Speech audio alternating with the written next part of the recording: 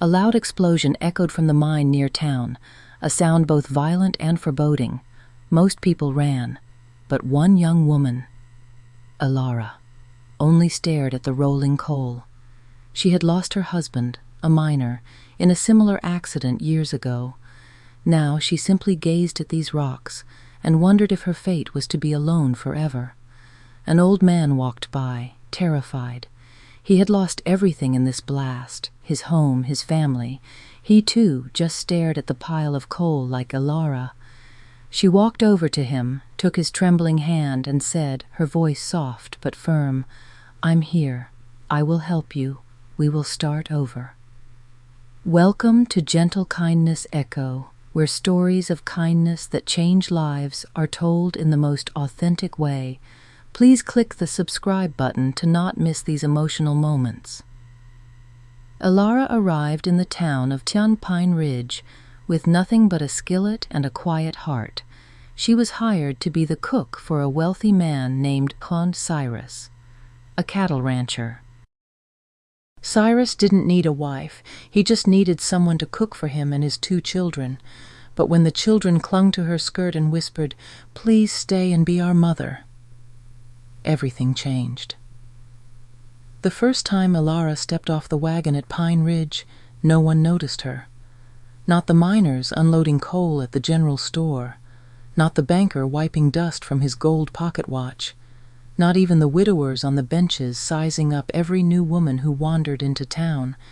But the moment she walked up to the ranch house, her boots quiet on the cracked path, her hands clutching a worn satchel, her hair neatly pinned under a scarf, she was noticed. The man who answered the door looked like he hadn't smiled in years. "Mr. Cartwright?" she asked, her voice soft but steady. The tall figure nodded once. "You're the cook." Alara returned the nod. "Just here to cook, that's all." He stepped aside. No welcome, no offer to take her satchel, no questions. Just the creak of the door opening wide enough for her to pass. Alara stepped inside the ranch house and was met by warmth, not from the man, but from the hearth behind him. Firewood crackled inside a stone chimney. The place wasn't messy, but it wasn't lived in either. Sparse furniture, bare walls, a table too big for one man, the kind of house that held its breath. A pair of eyes peeked from the hallway, then another. 2 small children stood half hidden in the shadows, watching Alara as if she were some rare thing come down from the hills. The taller one, a girl with straight dark hair and a wary look, stepped out first. "I'm Lucy," she said, trying to sound braver than she looked. "That's Tom." Tom, no more than 5, ducked behind his sister's skirts and peeked around the edge. Alara smiled gently, crouching to their level. "It's kind to meet you both." Lucy squinted. "Are you going to be our new mama?" Before Alara could answer, the man's voice cut in. "No, she's just here to cook." The girl's shoulders sagged. Tom said nothing. He simply stared, then backed away down the hall. Alara straightened and glanced briefly at the man. "Where's the kitchen?" He jerked his chin toward a side door. "Stove's temperamental, wood's out back, do what you can." She nodded once and moved past him. That was how it began. No ceremony, no warm welcomes, no introductions. Just Alara in a stranger's kitchen, rolling up her sleeves and taking out flour from a chipped tin. Her hands worked with calm precision. She lit the stove, coaxed heat from it, tested the pan, and began preparing a simple cornbread. She boiled beans, peeled a few bruised potatoes, fried some strips of salted meat. It wasn't much, but the house began to smell like life again. Outside, the wind kicked up dust across the dry earth, a wind that carried whispers and memories. Alara didn't look out the window. She didn't need to. The land out here always told the same story. The people stayed silent long enough, and the silence became part of them. As she stirred the pot, she noticed small footsteps near the doorway. Lucy and Tom again. This time they carried bowls. The man, Mr. Cartwright, was already at the table, arms folded, watching. "They're hungry," he said flatly. Alara nodded. She served without a word. The children ate slowly at first. Lucy glanced at her brother, then at Alara. It wasn't just food they were tasting. It was something they hadn't felt in a long time. After supper, Alara cleaned the plates and wiped the counters. The man hadn't said another word. He watched her like a man watching the sky for signs of a storm, expecting something to break. She finished, dried her hands on a rag, and turned toward the door. "I'll sleep in the barn," she said. He raised an eyebrow. "There's a spare room." "I came to cook, not to make assumptions." Their eyes met, something flint and steel in the air, but neither blinked. Then he stood. "I'll show you." She followed him down the short hallway past the children's room, where she could hear Tom whispering about the cornbread. Lucy shushed him, but not unkindly. The spare room was small, a cot, a window, a chair in the corner, but it was clean. "This'll do," Alara said. He stood in the doorway, as if unsure what came next, then simply said, "I'm Cyrus." She nodded. "Alara." And with that, he turned and left. That night, Alara lay on the cot, staring at the ceiling. The room creaked with wind, and somewhere outside, a coyote yipped into the dark. She had intended to come for a season, cook, save a little, move on. She hadn't expected the children, or the silence that clung to Cyrus like a second skin. The next morning she was up before the sun. By the time the children stumbled into the kitchen, rubbing sleep from their eyes, the table was already laid. Eggs, bacon, toast, real butter from a crock. Nothing fancy, but it felt like something holy in that quiet house. Lucy sat down slowly, eyes wide. Tom whispered, "Is it my birthday?" Alara laughed gently. "No, sweetheart, but everybody deserves a good morning." Cyrus came in last. He didn't smile, just nodded and sat. They ate in near silence, save for the clink of forks and the occasional gasp from Tom, delighted by jam on his toast. After breakfast, Alara gathered her things to head into town. She needed flour, salt, and maybe a little sugar if her coins stretched. "I'll take the wagon," Cyrus said. "You stay." "I can manage," Alara replied, tying her shawl. "You cook, I'll supply." He was already out the door before she could argue. Alara sighed and turned to the children. "Well," she said, "what do we do while we wait?" Lucy glanced up, uncertain. Could we help? That afternoon, they baked together. Alara showed Lucy how to knead dough, how to test the bread with her thumb. Tom mostly got flour in his hair, but he laughed, and that was more than anyone had heard in weeks. By the time Cyrus returned, the house smelled like something alive again. He stepped into the kitchen and paused. Lucy was setting the table. Tom was humming. Alara met his eyes briefly, then turned back to the stove. Later that night, when the children were asleep and the fire had burned low, Alara sat alone in the kitchen, mending a torn apron. Cyrus stepped in, poured 2 cups of hot water, and slid one toward her. He didn't say anything, neither did she, but the silence was different now. Not heavy, not empty, just quiet. That's when Tom appeared again, barefoot and sleepy-eyed, clutching a blanket. "Alara," he asked, rubbing his eyes. She turned gently. "Yes, darling." "Don't go." Cyrus froze. His eyes darted to Alara, then back to his son. "Don't go," Tom whispered again. "Stay." Alara knelt and pulled the boy into her arms. "I'll be here in the morning," she whispered. "I promise." But even as she said it, something inside her shifted, because for the first time in a long time, she wanted to stay. The morning air rolled in thick with fog, the kind that swallowed hills whole and turned fence posts into ghosts. Alara stood at the back porch with her arms crossed against the chill, her shawl pulled tight, watching the pale gray stretch between the barn and the distant tree line. The ranch was silent, except for the groan of settling wood and a rooster that didn't quite seem to believe the sun was coming. but Alara knew it would. Somehow, she always had. Behind her, the house began to stir. Soft footsteps, the creak of a floorboard, a faint cough. Then the warm smell of sleep clung to the children as they entered the kitchen, eyes bleary but hopeful.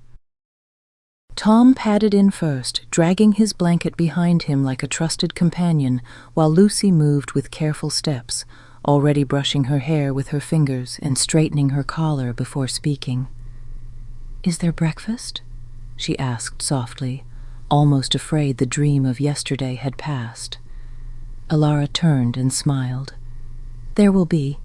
Get the plates, dear." Lucy moved quickly, eager to be helpful. Tom climbed into a chair and sat cross-legged, watching her with sleepy admiration. Cyrus was last, as always. The man moved like the morning offended him, every step slow and deliberate, as if testing the floorboards themselves before trusting them to carry his weight. He said nothing at first, just nodded at Alara and poured himself a cup of black coffee she'd already left on the counter, but he paused before sitting down. His gaze scanned the room. Something in his shoulders loosened. Maybe it was the warmth of the stove or the sight of his children, quiet, present, fed. Maybe it was something simpler, something he couldn't name. Either way, he stayed standing longer than usual, his fingers gripping the handle of the cup like it was anchoring him to something fragile. They ate in a hush, broken only by Tom's delighted humming over warm biscuits and syrup. Alara served seconds, and Cyrus didn't protest. He didn't speak either, but when she passed behind him to clear a plate, she caught him watching the children with something too soft to be called mere observation. By mid-morning, Cyrus was outside again, mending a stubborn fence post that refused to hold straight, no matter how many times he'd set it. Alara could see him from the window, his coat pulled tight, the collar turned against the wind. His shoulders moved with the rhythm of someone used to fighting the earth, hammering not just nails but old regrets into place. Inside, Alara worked quietly. She washed the dishes, folded linens, swept the hearth.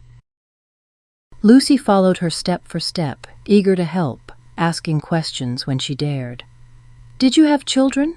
the girl asked once, unprompted. Alara paused her hand on a folded towel, her fingers stilled. "I did," she answered after a long moment. "A daughter. Her name was Claire." Lucy's eyes widened slightly. "Where is she?" Alara didn't answer right away. She placed the towel gently in the cupboard before turning. "She's with the Lord now." The girl didn't press, but her small hand reached for Alara's and gave it a squeeze. Alara smiled, though her eyes blurred. That afternoon, the wind shifted. Clouds thickened over the ridge. Cyrus came in, wiping mud from his boots and rubbing his shoulder like the cold was creeping in deeper than he wanted to admit. "Storm's coming," he muttered. Alara glanced out the window. "Will it be bad?" He shrugged. "This time of year, hard to say." "Do you have enough wood in the shed?" "Probably." She raised an eyebrow. He smirked barely and nodded. "I'll check." She watched him from the porch as he hauled armfuls of split logs to the stack outside the door. He worked quickly, but with care. Each log set down precisely, no waste in his motion. Alara admired that, not just the strength, but the control, the effort it took to be that deliberate with everything, like he didn't dare let the world surprise him anymore. She remembered a man like that once, her husband. He too had learned to brace against loss by never leaning too hard on joy. It hadn't saved him. That evening, as the wind kicked up and the clouds turned bruised with dusk, Alara made stew thick enough to hold its own against a blizzard. The children crowded the kitchen table, hungry and curious. Lucy asked about herbs and where flavors came from. Tom asked if biscuits could be made into animals. Alara laughed and tried. His came out like squashed rabbits, but he didn't mind. Cyrus returned from the barn just as she was ladling bowls. He paused again, a habit now, at the door, watching. "You always cook like this?" he asked quietly. Alara shrugged. I cook for the mouths that are there, not the ones that are gone. Something about that answer stilled him. He sat. They ate, the wind howled. The shutters clattered once, and Tom jumped, his spoon clattering. Cyrus reached across the table, more instinct than thought, and rested a firm hand on his son's shoulder. The boy calmed. After supper, Cyrus cleared the dishes without being asked. Alara noticed, but said nothing. Later, after the children were asleep and the fire had burned low, Alara lingered in the kitchen, mending again. Cyrus sat across from her. He wasn't a man for talk, but tonight something unsettled lingered in his eyes. "You lost your husband?" he asked finally. Alara didn't look up from her stitching. 3 winters ago. Was it sickness? She nodded. Mine too, he said. She glanced up then, their eyes meeting across the flickering glow. I'm sorry, she said. So am I. The wind screamed past the chimney. Somewhere in the distance, a branch snapped like a rifle crack. Was it just you and Claire? Cyrus asked. Alara nodded again, her eyes dipping back to the fabric. Just us. We traveled west for a fresh start. She never made it past the first spring. He didn't say anything. The silence between them was respectful this time, not fearful, not heavy, just shared. Then from the hallway, a voice. Alara? It was Lucy, pale and small in her nightgown, her braid half unraveled. Alara stood. What is it, honey? I had a dream, the girl whispered. Mama was crying, but then she stopped and looked up, and there you were with cornbread. Alara's throat tightened. Can I sleep with you tonight? Lucy asked. Alara didn't look at Cyrus. She simply nodded and took the girl's hand. That night with Lucy curled against her in the small cot, Alara stared at the ceiling again, but her thoughts didn't drift like they had before. They held. Not memories, not loss, but something that hadn't stirred in a long time, hoping. The next morning came sharp and bright. The storm had passed overnight, leaving frost on the windows and a hush across the valley. Cyrus was out early checking fence lines. Alara found a note on the table.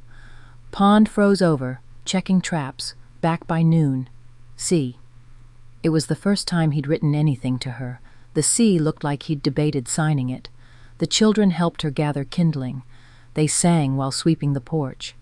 Lucy taught Tom a skipping rhyme, and Alara watched from the doorway, arms folded, a smile playing at her lips. When noon came and went, Alara began to worry. By 2, there was still no sign of Cyrus. By 3, she took the horse. She didn't ask. She didn't leave a note. She wrapped herself in her warmest shawl, saddled the bay gelding, and rode toward the woods. The pond wasn't far, maybe 15 minutes if the trail was clear, but when she arrived there was no one, just snow and blood. A trail led away from the ice into the thicker trees. Something had happened, something bad. Alara dismounted and followed on foot, heart pounding. The trees closed in, crows watched from high limbs. She moved faster now, ignoring the sting of branches against her arms, the bite of cold against her cheeks. Then she found him. Cyrus, slumped against a tree, one hand clutching his shoulder, blood soaking his coat. Beside him, a broken trap. In it, a coyote's mangled leg still caught in the iron teeth. Cyrus, she cried, rushing forward. He looked up, eyes dazed. Fool animal tried to drag the trap. I got too close. Why didn't you come back? Didn't want to bleed on your kitchen floor, he muttered. She half laughed, half sobbed, tearing a strip from her shawl to press against the wound. You stubborn, foolish man, he grunted. You rode out here alone. She tied the makeshift bandage tight. And I'd do it again. Their eyes met. His lips parted like he wanted to say something, but instead he closed them and nodded once. She helped him to the horse. As they rode back, him slumped behind her, arms weakly wrapped around her waist, Alara felt something settle in her chest. Not fear, not burden, something older, stronger, a pull toward a life that might just be worth the risk. Back at the house, the children ran out when they saw the horse. "Pa!" Tom shouted. Alara helped Cyrus down, her arms steady around his waist. "I'm fine," he muttered, clearly embarrassed.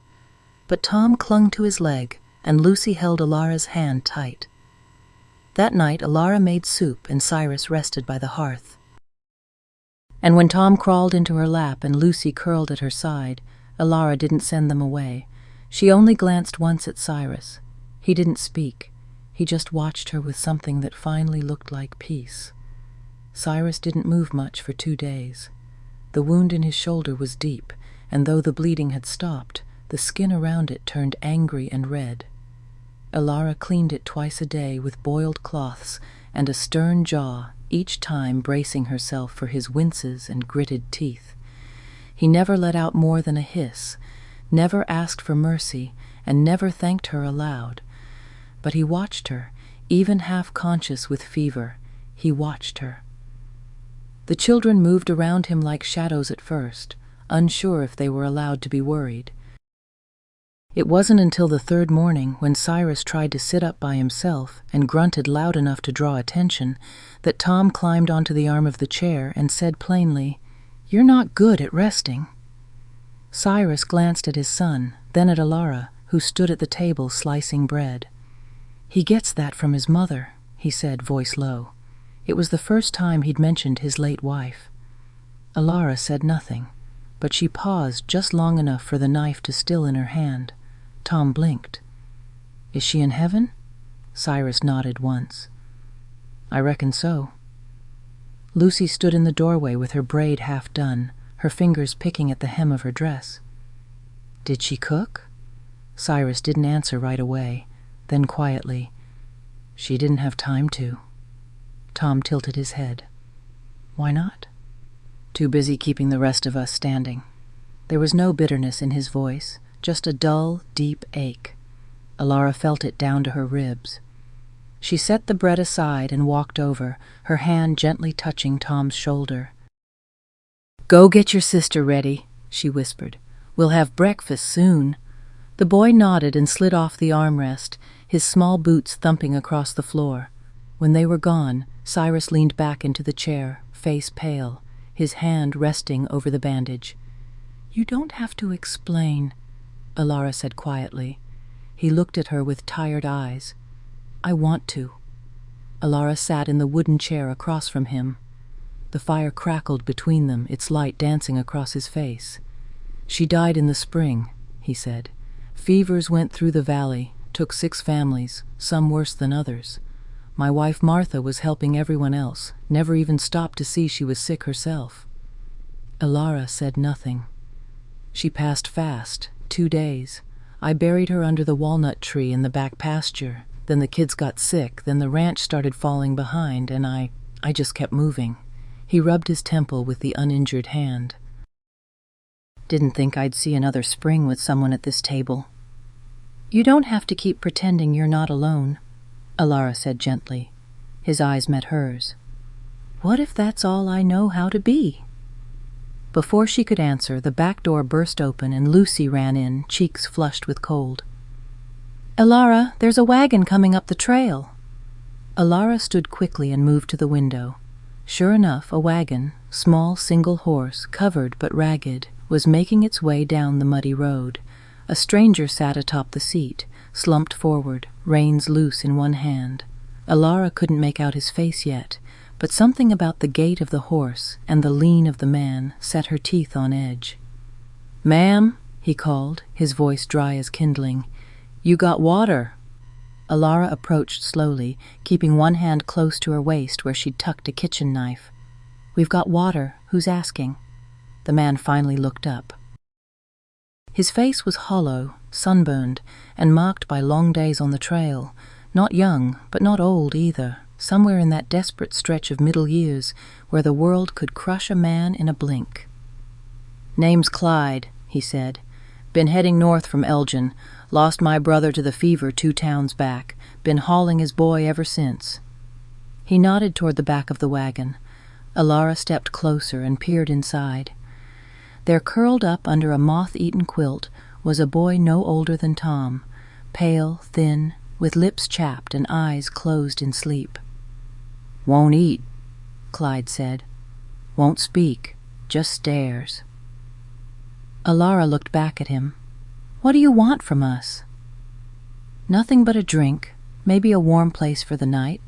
Then we'll be gone." Alara hesitated. She didn't trust him, but she saw the boy, and something in that little face cracked the shield around her chest.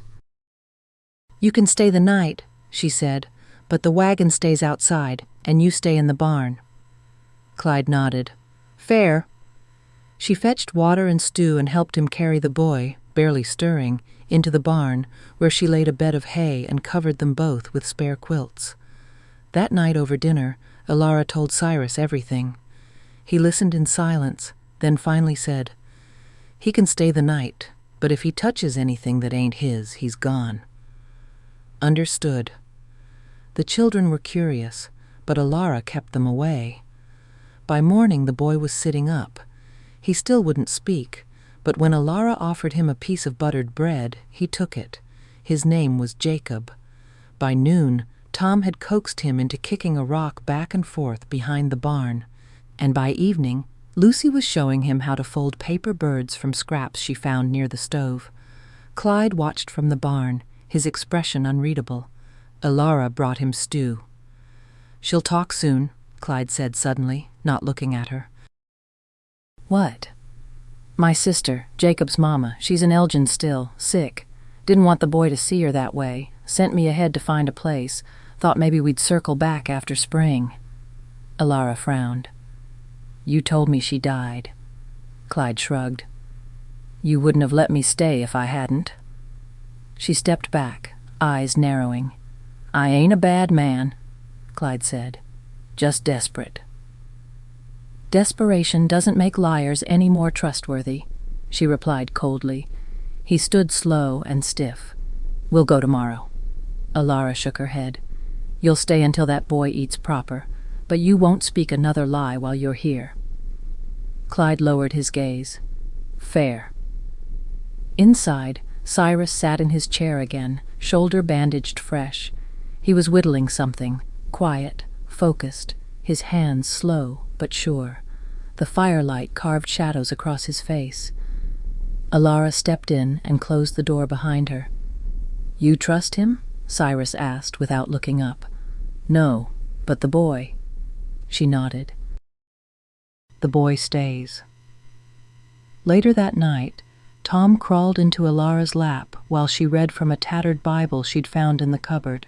Her voice was calm, soothing, and the children listened with wide eyes as she read about loaves and fishes, about storms calmed and hungry crowds fed. Cyrus sat nearby, eyes closed, listening too. When she finished, he opened his eyes. "I ain't heard that in a long time," he murmured. "Do you want to hear more?" she asked gently. He nodded. Every night after that, Alara read a little more, and every night the children gathered closer and the fire felt warmer. But the peace didn't last. On the 4th morning after Clyde's arrival, Alara woke to the sound of hooves, quick, sharp, more than one. She rushed to the window and saw them, 3 riders, dark coats, rifles slung across their backs. They weren't here for water. They were here for something else. She turned toward the hallway where the children still slept, her heart pounding. Cyrus stepped out from his room, shirt half-buttoned, a rifle already in hand. "You see them?" he asked. She nodded. "Who?" "I don't know." He crossed the room in 2 strides and opened the door, just as the first rider dismounted. "You Amos Cartwright?" the man asked, eyes narrowed. "I am." "We're looking for a man with a boy. Said he stole from the wrong folks in Elgin. Took a horse and maybe more." Alara's blood ran cold. Clyde. "He ain't here," Cyrus said. The rider looked past him toward the barn. Mind if we look around?" "I do mind." The man raised an eyebrow. "You hiding something?" Cyrus stepped forward, his body blocking the doorway. "I don't care who he stole from. There's a sick boy sleeping in that barn, and if you think I'm going to let you ride in and scare him worse, you're mistaken." The rider spat. "Didn't realize this was your business." Cyrus didn't flinch. "It is now." Behind him, Alara stood firm, one hand on the doorway. And in the silence that followed, a sound rose up behind them. Jacob's voice. Quiet, fragile, but clear. "He didn't steal anything." Everyone turned. The boy stood on the porch, barefoot, holding Alara's shawl tight around his small shoulders. Clyde was behind him, face pale. "He took me 'cause Mama said I'd die if I stayed. He took the horse 'cause there was no other way. He didn't steal to steal. He just saved me." The rider looked between them, eyes cold. "You got proof?" Jacob stepped forward and held out a crumpled piece of paper. A letter signed from a woman named Abigail Turner. The rider read it, then grunted, "Guess that'll do." They mounted up again and left without another word. Clyde collapsed to his knees on the porch, burying his face in his hands. Alara knelt beside him and placed a hand on his back. "You did right," she said.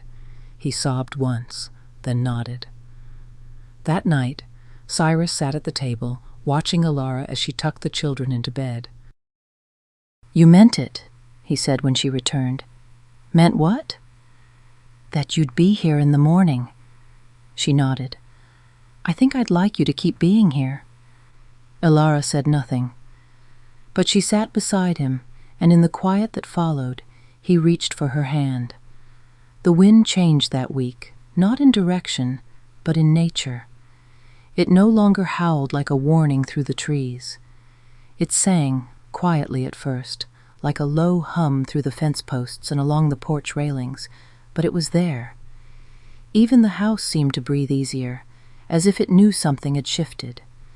Something buried in the bones of the place had begun to thaw, and Alara felt it most when she stepped outside early each morning and saw the frost melting from the roof before sunrise. Clyde left 3 days after the riders came. He didn't say much, just packed the wagon at dawn, laid Jacob gently atop the hay, and stood in the barn with his hat in his hands, while Alara brought out a wrapped loaf and a jar of beans.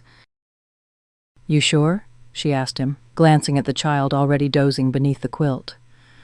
"I need to get back to Elgin," he said. "Abigail's still sick, if I wait too long." Alara nodded. "I understand." "You've been kind," he said after a pause. "Didn't expect that. Not here. Kindness still lives in these parts. It's just quiet." He smiled, but only with the corners of his mouth. "I'll send word when she's well." "You'd better." Jacob stirred just before they rode out. He sat up and waved at Tom and Lucy, who stood on the porch with Alara's shawl draped over both their shoulders like a tent. "Bye," he called, his voice stronger than it had been since arriving. Tom waved back furiously, and Lucy lifted her chin like a little queen granting a farewell. Alara stood behind them, arms folded, her heart tight, watching the wagon disappear over the ridge. Cyrus came to stand beside her. "You did right by them," he said. "We did." He turned to look at her. "I was wrong before." "About what?" "Thinking you were just here to cook." Alara looked at him, unsure whether to smile or sigh. "I came here to feed people, Cyrus. I just didn't expect it'd be their hearts I'd be feeding most." He didn't answer, but his eyes softened and he reached for her hand again, not with hesitation this time, but with certainty. The days that followed were quiet in the best of ways. Alara's presence no longer felt like something new in the house. It felt natural, as though she'd always been moving through these rooms, her hands on dish towels and broom handles, her voice calling out to children as she passed from porch to kitchen to pasture. Tom began bringing her little treasures he found on the trail, smooth rocks, a bird feather, a piece of blue glass. Lucy asked to learn how to sew, and Alara taught her, patient and gentle, even when the girl pricked her finger and tried not to cry. Cyrus watched it all from a distance at first. But slowly he let himself be pulled in. It started with chores. One afternoon, Elara was hauling buckets of water to the trough when Cyrus appeared beside her, took the bucket from her hand, and carried it without a word. The next day, he helped shell peas on the porch while she read to the children.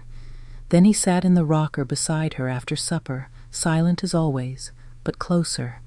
And then one night he asked, "Do you miss her every day?" She didn't have to ask who he meant. Elara nodded. "Not in the way you think, not like a wound, more like a quiet room in the back of my mind, always there, always her." He stared into the fire. "I still hear Martha's voice sometimes," he said. "Not words, just the tone of her laugh or the way she'd hum while sewing." "That's not grief," Elara said softly. "That's love remembering itself." He glanced at her, and for the first time since she arrived, Elara saw him smile, truly smile. It changed his whole face, softened it, lifted it, like he'd been carrying something too heavy for too long and had finally let it down. But as spring edged closer and the last frost began to retreat from the edges of the pasture, something else began to stir. It came slowly, like a shadow sliding over the sun. First, it was a letter, delivered by a dusty rider who didn't dismount. He handed it to Elara with a muttered, "Cartwright wrote," and rode off before she could reply. She handed it to Cyrus. He opened it without ceremony, eyes scanning quickly, then again slower. "What is it?" Elara asked. Cyrus folded the paper with careful hands and tucked it into his coat. "Business," he said, but his eyes didn't meet hers. He left early the next morning, saddlebag packed, no explanation. "I'll be gone 3 days, maybe 4, he said. Elara stood in the yard, arms crossed. "Is it something dangerous?" "No." "Is it something that could follow you back?" He hesitated. "Yes." She stared at him, her voice low. "Then come back ready. We've got people worth protecting now." Cyrus nodded and mounted up. The horse took off at a trot, dust kicking behind them. And Elara waited. Each day she cooked, cleaned, tended the animals, read to the children, but her eyes kept drifting toward the ridge. By the 5th night, she stopped pretending she wasn't worried. She stood on the porch with Lucy and Tom, arms around their small shoulders, eyes searching the darkness, and finally, just before dawn on the 6th day, he returned. Alone, but not unscathed. His coat was torn, a bruise bloomed along his jaw, and one side of his knuckles was split and raw. Elara ran to him before he could dismount. "What happened?" she asked, hands reaching for him, then pausing. "Settled something," he muttered. "Cyrus." "I'm all right." He looked exhausted, more worn than she'd ever seen him, but alive, whole. They didn't speak much that morning. He sat at the table, drank the coffee she placed in front of him, and stared into the fire like it had answers he couldn't yet face. The children sensed it, too. Lucy moved quieter. Tom kept looking at his father like he might vanish again. That afternoon, Elara found him in the barn, sitting on a bale of hay, the letter in his hands. He didn't notice her at first. When he did, he handed it to her without a word. She read it, then read it again. It was from Martha's sister, a woman Cyrus hadn't spoken to in years. She claimed part ownership of the ranch, said Cyrus owed her half of it by rights, said she'd be coming soon to claim what was hers, said she didn't approve of strangers living there, especially not some cook with no blood tie to the children. "She's bitter," Cyrus said. "Always has been. But she's got a lawyer now, and papers." Elara folded the letter slowly. "What will you do?" "I don't know yet, but I won't let her take this place, or you." He stood and stepped closer. "This isn't just land anymore. This is something we've built again, Elara, together, me and you and the children." Her voice trembled when she replied, "What if she brings trouble?" "Then we meet it together." She took a deep breath. "I've already lost one home," she said. "I can't lose another." "You won't." His voice was steady, and his hand in hers sealed it. The next week passed in a strange quiet, like the land itself was waiting. Every knock at the door made Alara jump. Every shadow made Tom run to her skirt. But nothing came. Not yet. Instead, the days grew longer. The chickens began laying again. The children played by the stream. Cyrus built a bench for the porch, and Alara baked bread just to fill the house with the smell of it. One evening, as the sun dipped low and gold spilled across the floorboards, Lucy sat beside Alara on the porch swing. "Are you going to stay?" the girl asked. Alara brushed a strand of hair from the child's cheek. "Would you like me to?" Lucy nodded. "It feels like you've always been here." Tom, who'd crept up behind them, piped in. "You make the house not creak so much." Alara laughed. "That's quite the compliment." Cyrus stepped out, drying his hands with a cloth. "She makes the whole place quieter, in the good way."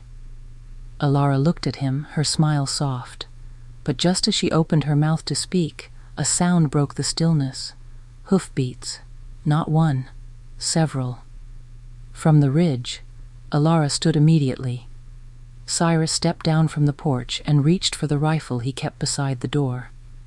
Lucy and Tom clung to her sides, and as the riders appeared, 4 of them, dust-choked and stern-faced, Alara felt her heart drop. One of them was a woman, sharp-boned, narrow-eyed, Martha's sister. She pulled her horse to a stop and glared at the house like it owed her something. "This place was never yours," she called out, "and you'll be handing it over." Cyrus didn't move. "Not today, not ever." Alara stepped forward. She didn't speak yet, but her hand reached for Cyrus's, and he held it tight. The woman didn't dismount. She didn't need to. Her presence alone brought an attention so sharp it cut through the evening air like a blade. She sat tall on her horse, reins tight in one gloved hand, eyes narrowed beneath the brim of a black felt hat. Her coat was buttoned high, her boots polished in a way that felt more like a statement than a necessity. The men flanking her, 3 of them all broad-shouldered and stone-faced, sat silent, not outlaws, worse, professionals, the kind that didn't need to raise their voices or wave guns around, men who believed the law worked best when it bowed to power. Cyrus didn't move from the foot of the porch. He held the rifle, but he hadn't lifted it. Yet behind him, Alara stood with the children, one arm across Lucy's shoulders, the other holding Tom back by the chest. They didn't cry, they didn't ask questions, but Alara could feel the way their small bodies trembled, could hear the thin rasp of fear in their breath. "Martha's gone," the woman said at last, her voice clear, practiced. "God rest her, but her blood runs through those children. That makes them kin to me. And this land, this ranch, it was hers. My daddy helped pay for it. I've got papers." Cyrus's jaw tightened. "And I've got 30 winters on this soil. I broke this land when it was wild and unfriendly. Martha's father gave us seed money and a shovel. I built everything else with these hands." "Still," the woman said, holding up a folded document, "law don't care about calluses, Cyrus. It cares about ink." Alara stepped down beside him.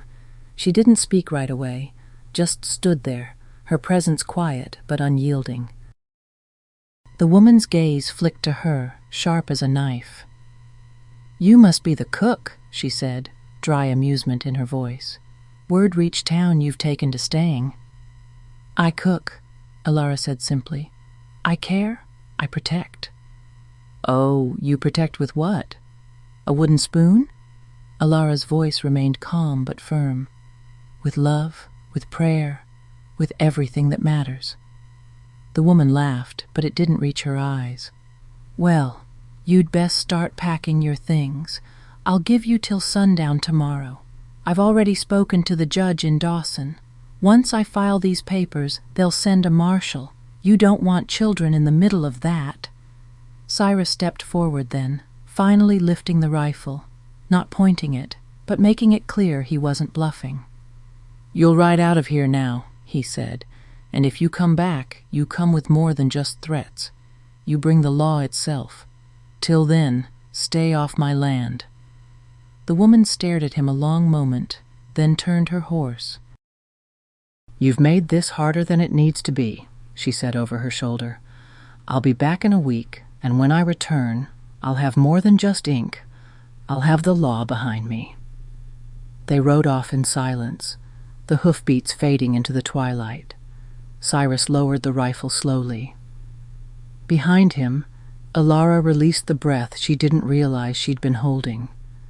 The children were staring up at her, eyes wide. "What's going to happen?" Lucy asked, her voice barely above a whisper. Alara knelt between them, pulling them close. "We're going to do what families do," she said. "We'll hold together, we'll fight when we must, and we'll pray." Inside, Cyrus paced the kitchen like a man trying to outrun a shadow. He read the letter 3 more times that night, every word burning into his brain. "She's not wrong," he muttered, "if she gets the right judge." "She won't," Alara said gently, "not if we're smart." "What are you thinking?" "We show the town what she's after, that this isn't about justice or family. It's about control, about taking what ain't hers just to prove she can." Cyrus nodded. "I can ride into Dawson, talk to the judge myself." "You need someone to speak for Martha," Alara said. "Someone who knew her, who can say what she would have wanted." He looked at her, understanding dawning. "You?" Alara shook her head. "The pastor's wife, Mrs. Henley. She was at the birth of both children. She knew Martha's heart." Cyrus leaned on the table. "You think she'll speak for us?" "She'll speak for the children." That night, after the children had gone to bed, Cyrus brought out a small box from beneath the floorboard. Inside were letters, old, yellowed, some addressed to Martha, some from her. Alara sat beside him as he sifted through them, looking for words that might shield the home they'd built. In one, Martha had written to her sister, "Cyrus may not be the easiest man, but I know no other who works so hard for so little. This land is ours now. Whatever Daddy helped with, Cyrus gave it life. I don't know if you'd understand, but he's not just my husband. He's the bones beneath this house." They found 3 more letters like that, full of conviction, full of love. Alara tucked them away in a clean envelope. They would ride into Dawson at first light. The journey to Dawson took a full day's ride, and Alara insisted on going with him, not just to help present the case, but because she wouldn't let him face it alone. They left the children with the Henleys, good folk, kind and firm. Lucy didn't want to let go of Alara's hand, but Alara knelt and whispered, "I'll be back before you miss me, and if anyone asks where I went, you tell them I'm off saving our family." The girl nodded fiercely, eyes shining. On the trail, Cyrus and Alara rode side by side, speaking little. The land passed around them, golden and wild, broken only by patches of trees and creeks running thin from early spring. At one point, Cyrus said, "I'm sorry I didn't stop her sooner. I should have known she'd come for what she never cared about until now." Alara turned her head. "You can't spend your life apologizing for people who only show up when there's something to take." He looked at her, then back at the trail. "When Martha died, I thought God was punishing me." She waited. "I thought maybe I'd done something wrong, that loving something that much meant I didn't deserve to keep it." Alara's voice was soft.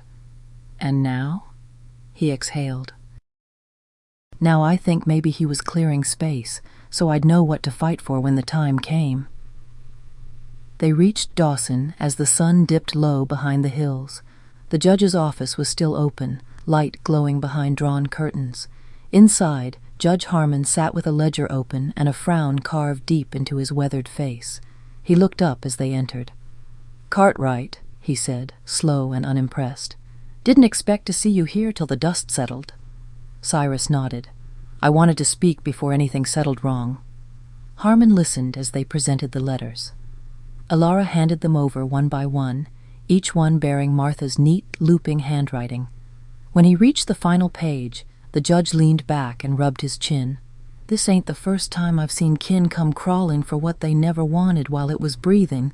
She's using ink to take what blood built," Alara said. Judge Harmon studied her.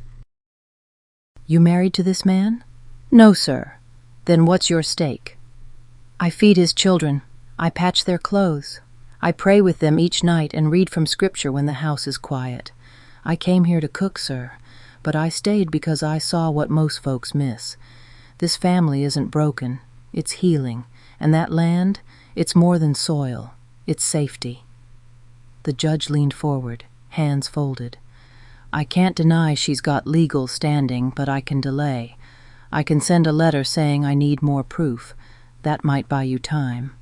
"How much?" 2 weeks, maybe 3. Cyrus nodded. "That's all I need." They rode back the next morning. It was raining when they reached the ranch, soft, steady. Alara's hair clung to her face and Cyrus's coat was soaked through. But the children were waiting on the porch, bundled in blankets, eyes wide with hope. Alara barely made it to the steps before Lucy launched into her arms. "You came back," she whispered. "I always will," Alara said, holding her tight. That night, they lit the fire, made stew, and told the children a story about a woman who turned away an army with nothing but faith and a stone. Cyrus watched them from the doorway. The rain tapped softly on the roof, and for a moment the world held still. But they all knew it wouldn't last. Trouble always rode slow in these parts, but it never rode past. 3 days after their return from Dawson, the ranch felt different, not worse, not better, just waiting, like the air itself knew something was coming. Even the animals moved with a kind of stillness, as if trying not to disturb what had settled over the land. Cyrus spent more time outside, mending fences, checking the barns twice, pacing the fields with his hands behind his back. Alara kept the home busy. She baked more, swept more, folded things twice when once would have done. It wasn't nervousness exactly. It was preparation, the way you prepare before a hard rain, not because you fear it, but because you respect what it can do. The children noticed, of course. Kids always do. Lucy grew quiet, her eyes darting toward the horizon every so often. Tom kept asking if they'd have to leave, if someone would come and take the house away like thieves in the night. Alara never gave him lies.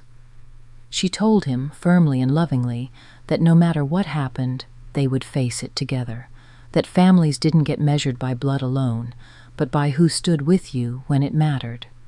Cyrus didn't speak much that week, but when he did, his words carried weight.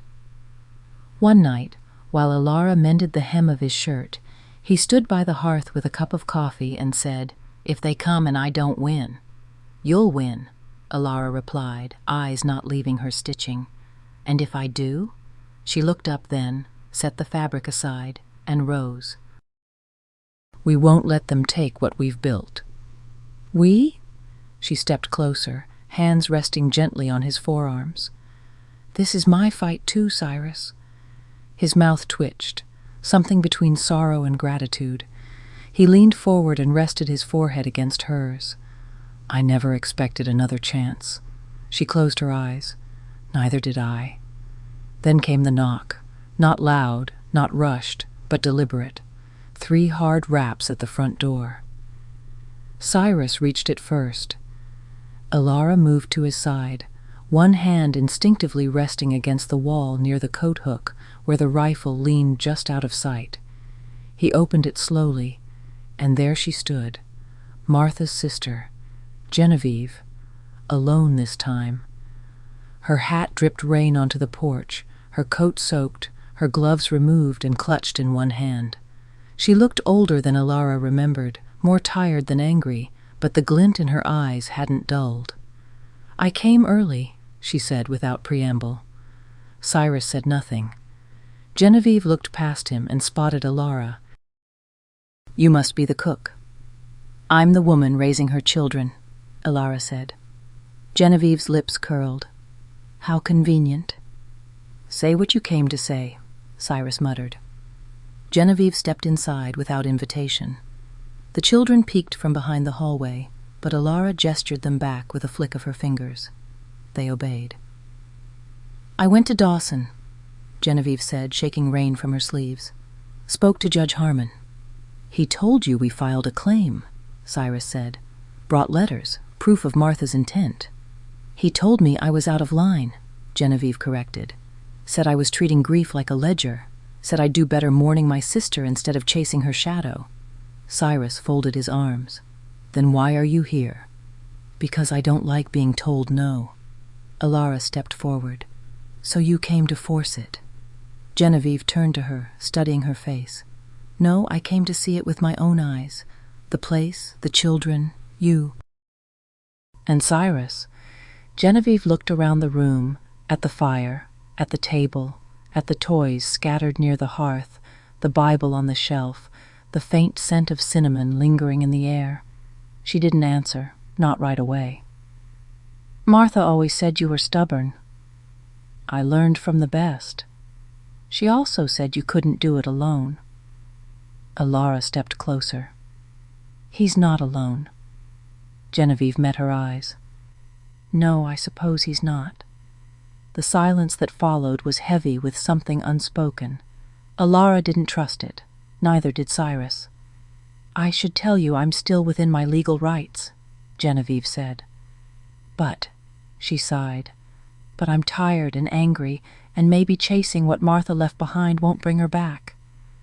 Cyrus watched her closely. So what do you want? Genevieve walked slowly to the fireplace, held her hands out to the heat, and stared into the flames. I want to see those children, she said, before I make any more decisions. Alara bristled. Not if you're here to scare them. I'm not, Genevieve said.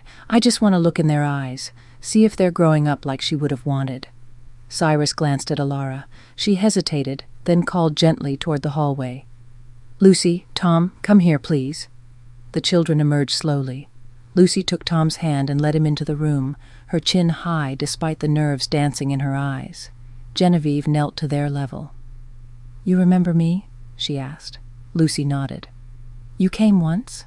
After Mama passed, you cried. Genevieve smiled. I did. I still do. Tom said nothing, just stared. I wanted to make sure you're happy, Genevieve said.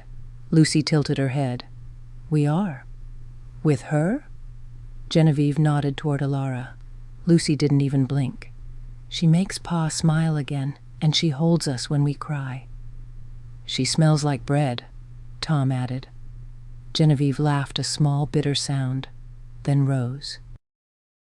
Well, she said, brushing off her coat, suppose that answers my questions. She moved toward the door. Where will you go? Cyrus asked. Genevieve paused. Back east. My daughter's expecting. She's due in July. Alara stepped forward. You could stay for supper. Genevieve turned slowly. You'd feed me? I've fed worse, Alara said gently.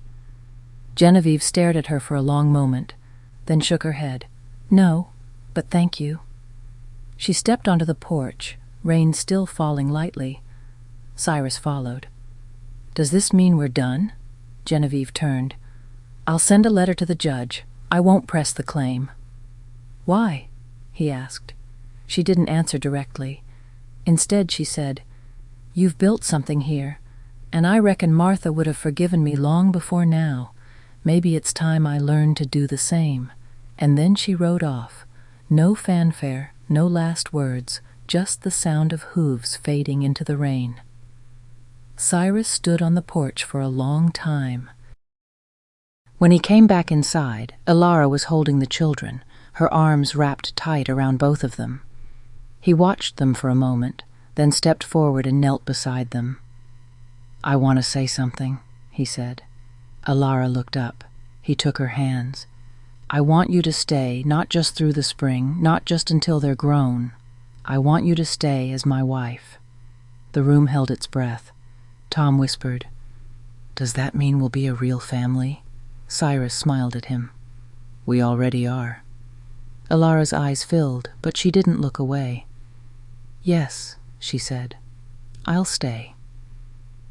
The fire crackled. The wind sighed against the windows. And in that small, quiet house on the edge of the wild, something unbreakable was forged, not with rings or law or papers, but with love and bread and the slow healing of wounded hearts. The sky that morning was pale and clean, brushed with soft blue streaks and birdsong.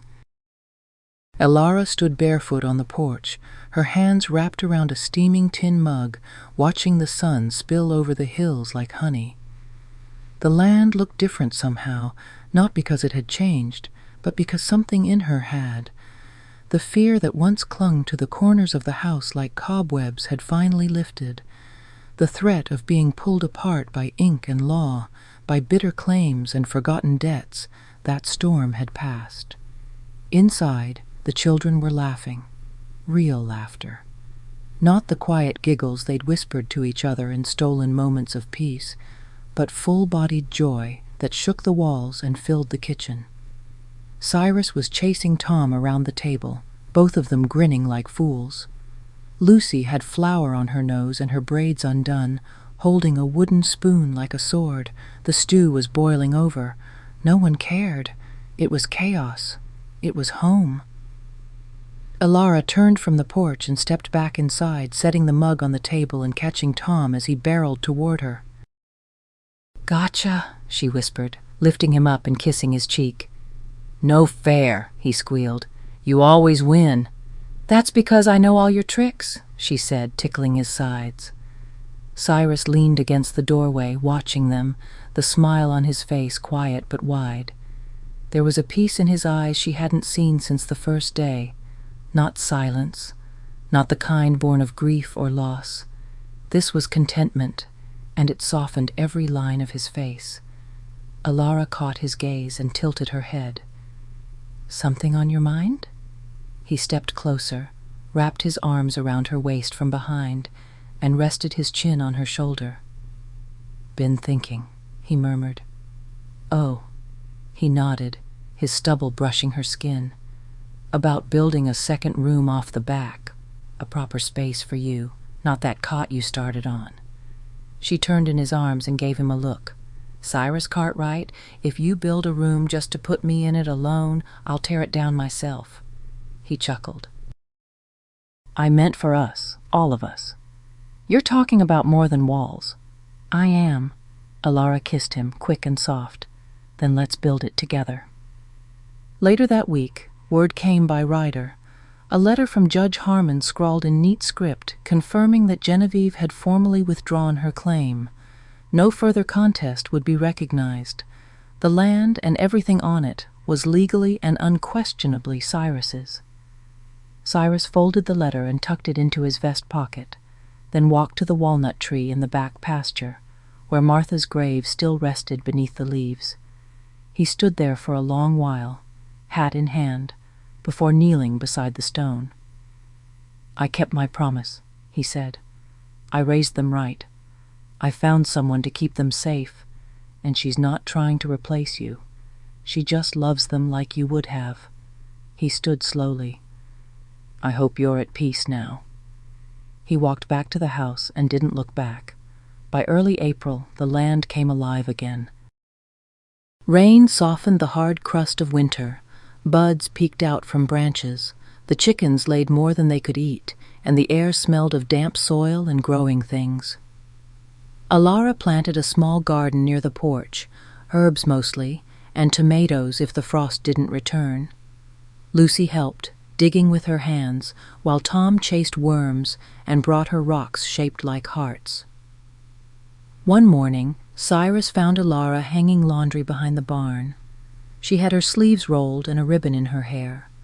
The breeze pulled her skirt just enough to make her look like a painting he didn't know he'd missed all his life. He stepped up behind her and set a hand gently on her back. "Marry me next Sunday," he said. She blinked, turned, and stared at him. "Why Sunday?" "Because I don't want to wait until the next one." She smiled, eyes crinkling with joy. All right then, but only if Lucy is my maid of honor. And Tom? He can carry the rings, if we can keep him from losing them.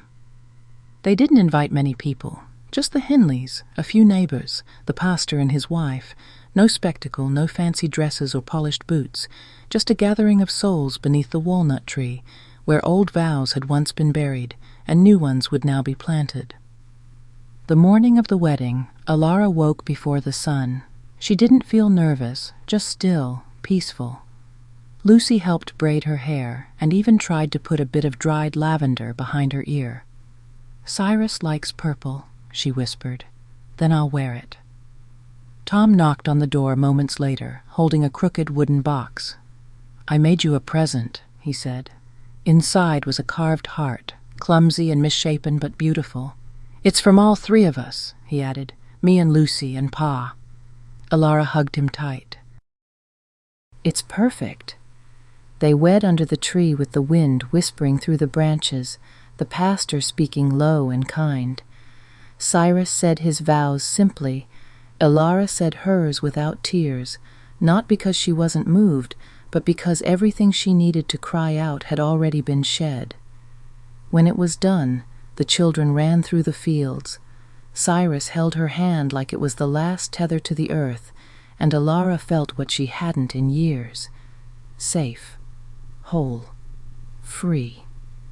That night, after the guests had gone and the fire burned low, Alara sat in the rocker by the hearth, Tom in her lap, already dozing. Cyrus stood nearby, drying dishes. The sleeves of his shirt rolled to his elbows. Lucy was curled on the rug with a book in her lap, humming softly. "This is what I prayed for," Alara said. Cyrus looked up. "When?" "Back when I was walking across the valley alone, when my boots had holes and my belly was empty, and I thought the world had forgotten me, I prayed God would just give me a chance to matter again." Cyrus crossed the room and knelt beside her. "You matter more than you'll ever know." She reached for his hand, squeezed it. "I thought I came just to cook," she whispered. He leaned his head against her knee. "And I thought I'd spend the rest of my days eating in silence." They sat like that for a long while. No words, no rush, just the sound of the fire and the slow, even breaths of the children. But peace never stays untouched for long. 2 weeks after the wedding, a rider came in the evening, dusty, breathless, and urgent. He dismounted without tying the horse and stepped onto the porch. "Name's Carter," he said. "I rode from Blue Ridge."